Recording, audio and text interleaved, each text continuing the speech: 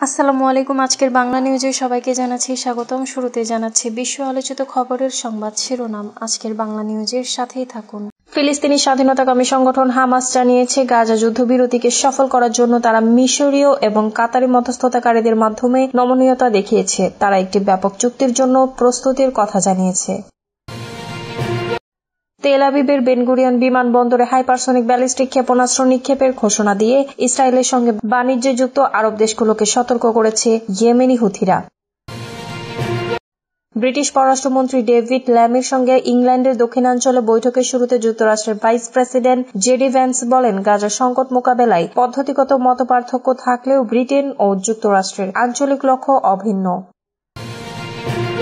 পাকিস্তানের নিরাপত্তা বাহিনীর প্রতিবেশী আফগানিস্তান থেকে দক্ষিণ পশ্চিমাঞ্চলীয় বেলুচিস্তান প্রদেশে প্রবেশের চেষ্টা করা ৩৩ জন জঙ্গিকে হত্যা করেছে।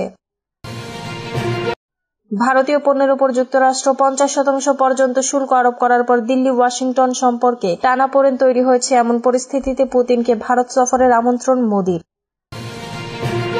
বিএনপির সিনিয়র যুগ্ম মহাসচিব রুহুল কবির রিজভী জানিয়েছে, শেখ হাসিনা ভারতে আশ্রয় নিয়ে কলকাতায় অফিস খুলে বাংলাদেশ বিরোধী কার্যক্রম চালাচ্ছেন। এতক্ষণ শুনছিলেন বিশ্ব আলোচিত খবরের সংবাদ শিরোনাম। এবার বিস্তারিত। ইসরায়েলি সব বন্দীকে মুক্তি দিতে ব্যাপক চুক্তির জন্য প্রস্তুত হামাস। ফিলিস্তিনি স্বাধীনতাকামী সংগঠন হামাস জানিয়েছে, গাজা যুদ্ধবিরতিকে সফল করার জন্য তারা মিশরীয় এবং কাতারি মধ্যস্থতাকারীদের মাধ্যমে নমনীয়তা দেখিয়েছে। তারা একটি ব্যাপক চুক্তির জন্য প্রস্তুতির কথা জানিয়েছে। টেলিগ্রামে প্রকাশিত এক বিবৃতিতে হামাস বলেছে, যুদ্ধ বন্ধ এবং ইসরায়েলি বাহিনীর প্রত্যাহারের বিনিময়ে সকল বন্দীদের মুক্তি দেওয়ার জন্য একটি ব্যাপক চুক্তির জন্য তারা প্রস্তুত। হামাসের বিবৃতিতে আরো বলা হয়েছে, আমরা দখলদারদের সতর্ক করেছি যে গাজা শহর দখল করা একটি দুঃসাহসিক কাজ, যার জন্য তাদের চড়া মূল্য দিতে হবে এবং এটি কোনো বনভোজন হবে না, তারা আত্মসমর্পণ করবে না। এদিকে নেতানিয়াহু সরকারকে এই পরিকল্পনা থেকে অবিলম্বে সরে আসতে আহ্বান জানিয়েছে জাতিসংঘ। সংস্থাটি মানবাধিকার বিষয়ক হাই কমিশনার ভলকার তুর্কো বলেছেন, এমন পরিকল্পনা আন্তর্জাতিক বিচার আদালতের সেই রায়ের পরিপন্থী যেখানে বলা হয়েছে ইসরায়েলকে যত দ্রুত সম্ভব দখলদারির অবসান ঘটাতে হবে। তিনি বলেন, ইসরায়েলকে যত তাড়াতাড়ি সম্ভব তার দখলদারিত্বের অবসান ঘটাতে হবে, সম্মত দ্বিরাষ্ট্রীয় সমাধান বাস্তবায়ন করতে হবে এবং ফিলিস্তিনিদের আত্মনিয়ন্ত্রণের অধিকার প্রতিষ্ঠা করতে হবে। বিবৃতিতে তিনি উল্লেখ করেন, এ পর্যন্ত পাওয়া সব প্রমাণ বলছে নতুন উত্তেজনা আরো ব্যাপকভাবে জোরপূর্বক বাস্তুচ্যুতি, আরো হত্যাযোগ্য, অসহনীয় কষ্ট, অযৌক্তিক ধ্বংসযোগ্য যুদ্ধ অপরাধ ডেকে আনবে। ইসরায়েলে ক্ষেপণাস্ত্র ছুড়ে এবার আরব দেশগুলোকেও সতর্ক করল হুথিরা। তেল আবিবের বেনগুরিয়ন বিমানবন্দরে হাইপারসনিক ব্যালিস্টিক ক্ষেপণাস্ত্র নিক্ষেপের ঘোষণা দিয়ে ইসরায়েলের সঙ্গে বাণিজ্যযুক্ত আরব দেশগুলোকে সতর্ক করেছে ইয়েমেনি হুথিরা। পার্স টুডে জানিয়েছে, সংগঠনের সিনিয়র সদস্য হিজাম আল আসাদ ইসরায়েলের সঙ্গে সহযোগিতা করার বিরুদ্ধে সমস্ত শিপিং কোম্পানিগুলোকে সতর্ক করে বলেন, গাজার জনগণ সমর্থনে ইয়েমেনি নৌ অভিযানের চতুর্থ ধাপটি জায়নিস্ট শাসনের বন্দরগুলোর সঙ্গে সহযোগিতাকারী সমস্ত জাহাজ কোম্পানির বিরুদ্ধে হবে, তারা আরব কিংবা অন্য কোনো মুসলিম দেশ হোক বা অন্যান্য দেশের হোক। আসাদ জোর দিয়ে বলেন, গাজার বিরুদ্ধে অবরোধ কিছু আরব ও মুসলিম সরকারের জড়িত থাকার বিষয়টি খুবই লজ্জাজনক। তিনি আরো বলেন, আমাদের জনগণ ফিলিস্তিনিকে সাহায্য করার ক্ষেত্রে হুমকিকে ভয় পায় না এবং সমস্ত চ্যালেঞ্জ কাটিয়ে উঠতে পারে। আমরা বিজয় না হওয়া পর্যন্ত গাজার সঙ্গে এবং স্বাধীন না হওয়া পর্যন্ত ফিলিস্তিনের সঙ্গে আছি। আগ্রাসন বন্ধ না হওয়া এবং গাজার অবরোধ তুলে না নেওয়া পর্যন্ত আমাদের অভিযান অব্যাহত থাকবে।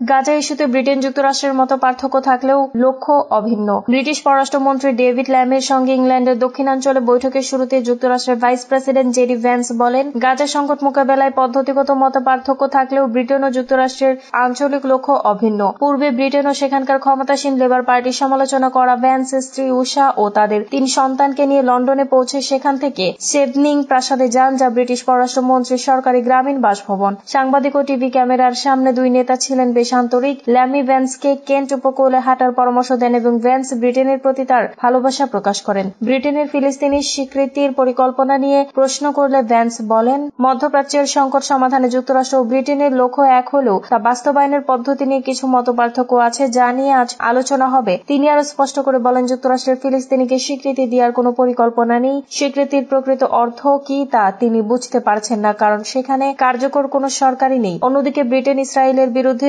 তুলনামূলক কঠোর অবস্থান নিয়েছে এবং ফ্রান্স ও কানাডার সঙ্গে মিলে ফিলিস্তিনিকে স্বীকৃতি দেওয়ার ঘোষণা করেছে, যাতে ইসরায়েলি প্রধানমন্ত্রী বেনিয়ামিন নেতানিয়াহুর উপর চলমান যুদ্ধ ও গাজার মানবিক সংকট নিয়ে চাপ সৃষ্টি হয়। ল্যামি এক্সে লিখেছেন, দ্বিপাক্ষিক বৈঠক শুরুর আগে ভাইস প্রেসিডেন্ট আমাকে কেন্টাকি স্টাইল মাছ ধরার কৌশল শিখিয়েছেন। চেভনিং এর শান্ত পরিবেশে 2 রাত কাটিয়ে ভ্যান্স পরিবার কটসওয়াল্ডসে যাবে, যা ইংল্যান্ডের মনোরম গ্রামাঞ্চল এবং ধনী ও প্রভাবশালী ব্যক্তিদের জনপ্রিয় অবকাশ কেন্দ্র। আটলান্টিক মহাসাগরীয় অঞ্চলের মধ্যবর্তী অঞ্চলে উত্তেজনা বৃদ্ধি, 2 দেশের অভ্যন্তরীণ রাজনৈতিক পরিবর্তন ও ভ্যান্সের পররাষ্ট্রনীতি নিয়ে আগ্রহ বৃদ্ধির প্রেক্ষাপটে এ সফর হচ্ছে।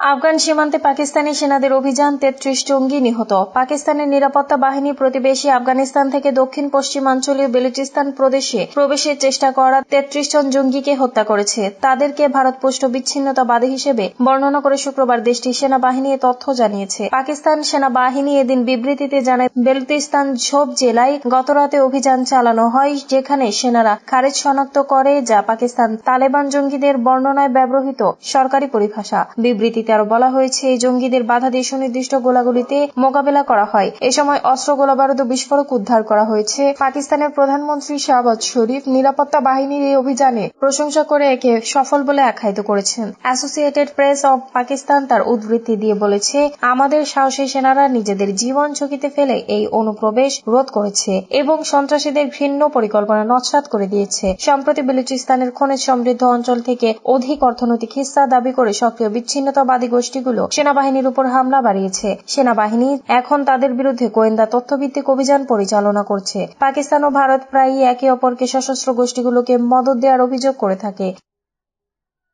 মার্কিন শুল্ক নিয়ে টানাপোড়েনের মধ্যে পুতিনকে ভারত সফরের আমন্ত্রণ মোদির। ভারতীয় পণ্যের উপর যুক্তরাষ্ট্র 50% পর্যন্ত শুল্ক আরোপ করার পর দিল্লি ওয়াশিংটন সম্পর্কে টানাপোড়েন তৈরি হয়েছে। এমন পরিস্থিতিতে রাশিয়ার প্রেসিডেন্ট ভ্লাদিমির পুতিনের সঙ্গে টেলিফোনে কথা বলেছেন ভারতের প্রধানমন্ত্রী নরেন্দ্র মোদি। ফোন আলাপের সময় প্রধানমন্ত্রী মোদি চলতি বছরের শেষ থেকে ভারতের অনুষ্ঠেয় 23তম ভারত রাশিয়া বার্ষিক শীর্ষ সম্মেলনে অংশ নিতে প্রেসিডেন্ট পুতিনকে আমন্ত্রণ জানান। প্রধানমন্ত্রীর দপ্তরে তথ্য নিশ্চিত করেছে। আলোচনায় ইউক্রেন সংকট এবং ভারত রাশিয়ার দীর্ঘদিনের special and privileged strategic partnership আরো জোরদার করার দিকে গুরুত্ব দেওয়া হয়। পরে সামাজিক যোগাযোগ মাধ্যম এক্সে দেওয়া পোস্টে মোদি লেখেন, বন্ধু প্রেসিডেন্ট পুতিনের সঙ্গে ফলপ্রসূ বিস্তারিত আলোচনা হয়েছে। ইউক্রেন পরিস্থিতি সম্পর্কে তাকে ধন্যবাদ জানিয়েছি। এই বছরের শেষ থেকে ভারতের তাকে স্বাগত জানানোর অপেক্ষায় রয়েছি। আন্তর্জাতিক গণমাধ্যমগুলো যেমন রয়টার্স, টাইমস অব ইন্ডিয়া ও ইন্ডিয়ান এক্সপ্রেস জানিয়েছে, পুতিন মোদির আমন্ত্রণ গ্রহণ করেছেন। বিশ্লেষকদের মতে এই সফর শুধু বার্ষিক সম্মেলনের অংশ নয়, বরং ভারত রাশিয়ার কৌশলগত সম্পর্ক নতুন মাত্রায় পৌঁছানোর ইঙ্গিত দিচ্ছে। কলকাতায় অফিস খুলে বাংলাদেশ বিরোধী কার্যক্রম চালাচ্ছেন হাসিনা রিজভী। বিএনপির সিনিয়র যুগ্ম মহাসচিব রুহুল কবির রিজভী বলেছেন, শেখ হাসিনা ভারতে আশ্রয় নিয়ে কলকাতায় অফিস খুলে বাংলাদেশ বিরোধী কার্যক্রম চালাচ্ছেন। আজ শুক্রবার বিকেলে জাতীয় প্রেস ক্লাবে এক অনুষ্ঠানে তিনি কথা বলেন। রিজভী বলেন, দেশে জায়গা হয়নি বলে কলকাতায় আওয়ামী লীগ অফিস খুলে কার্যক্রম চালাতেই হচ্ছে। কলকাতায় আওয়ামী লীগ অফিস খুলে কার্যক্রম চালাতে হচ্ছে তাকে। বিএনপির এই নেতা বলেন, বিরোধী দল মানে জঙ্গি, এমন পরিবেশ তৈরি করেছিল আওয়ামী সরকার, কিন্তু বেগম জিয়া পালাননি, পালাতে হয়েছে শেখ হাসিনা। এ সময় পলাতক শেখ হাসিনাকে ভারতে কেন পুশব্যাক করছে না, এমন প্রশ্নও রাখেন তিনি।